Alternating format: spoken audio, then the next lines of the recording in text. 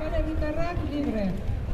Urtarrilaren 12an hasi behar zuen Espainiako Auzitegi Nazionalean 35 Euskal Herritarren aurkako epaiketa.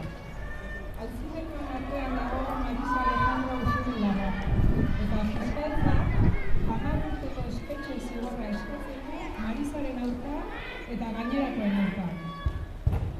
Euren delitu bakarra 2005 eta 2006 bitartean beren eskubide politiko eta zibilak erabiliz lan politiko publiko eta instituzionala egitea da.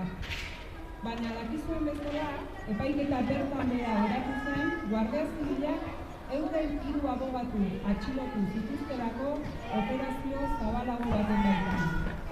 Guztira, 16 atxilotu zituzten, eta horietatik 3 espetxeak egin dituzten.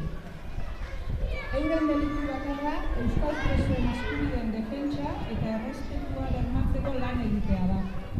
Doakiela hemendik, gure bezarkadarik beroena eta txalo zaparrara.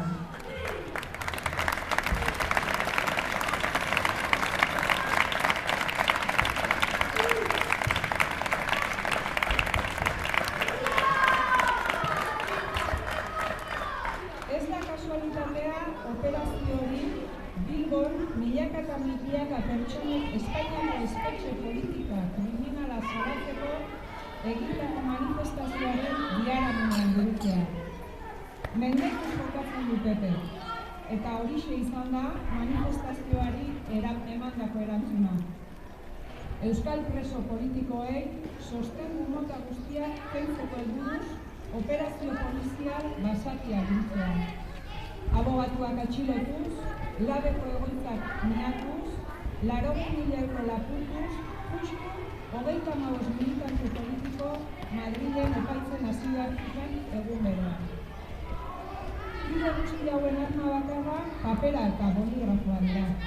Horregatik, gaur inoiz baino zenago edukatu nahi dugu Jisui Bas, euskalduna naiz.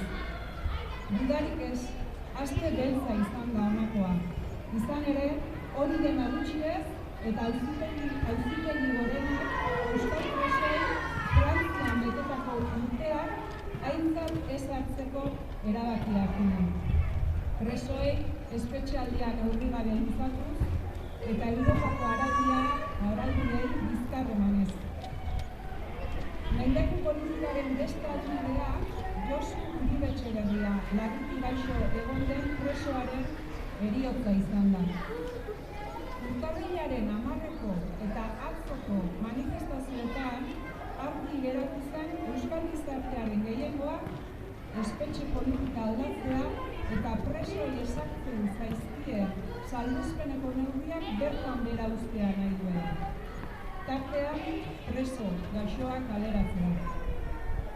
Giza eskubideak daude jokoan, bai presoenak, bai Euskal Herritar askorenak ere. Marisaren eskubide zibil eta politikoak jokoan daude.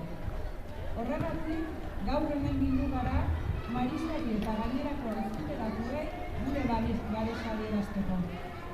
Derrigorrezkoa da eskubidetzea Euskal Herritarrak enegarren aldez inbideko ezagutela epaiketa politiko batean. Adierazpen askatasunez, parte hartze politikoa edota bozka aktiborako eskubideen erabilpena egin izanaren ustezko delituagatik. Nahiz eta eskubide horiek inongo epaitegik ez dituen inoiz bertan berantzen. Gure herrian zabaltutako agertoki politiko berriaren aldeko konpromisoa argia da. Epaituak izango diren gertaeretatik 30 igaro direnean euskal gizarteak hasiera eman behar dio bakeak eta desberdinen arteko bizikidetzea eraikitzeko garai politiko berri bati. Euskal Herritarrek bakea eta justiziaren praktika oinarri dituen etorkizuna nahi dute. Pertsona guztientzako eskubide guztien errespetuan eta eskubide zibil eta politiko guztiak bermatuko dituen marko legal eta juridikoa ere bai. Azkeneko urteotan emandako urratsek eta zabaldutako agertoki politiko berriak oinarri ditugu etorkizunean konfrontazio politikoa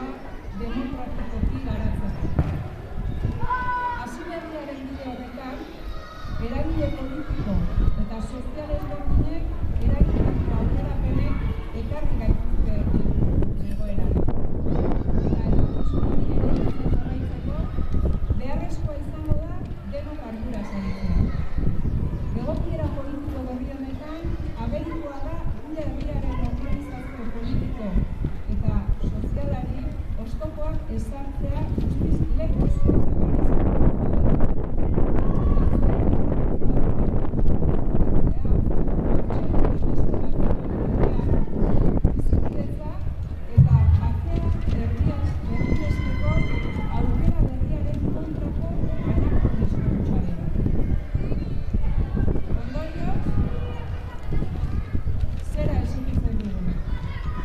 eta politikoen behin betiko amaiera, auziperatu guztiak libre uztea eta espetxeratze gehiagorik ez gertatzea.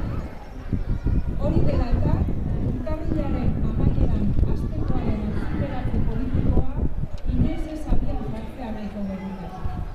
Inputatu guztiei modu ilegalean leporatu zaizkienak bertan behera uztea.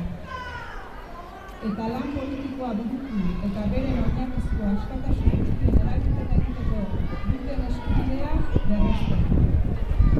Marisa libre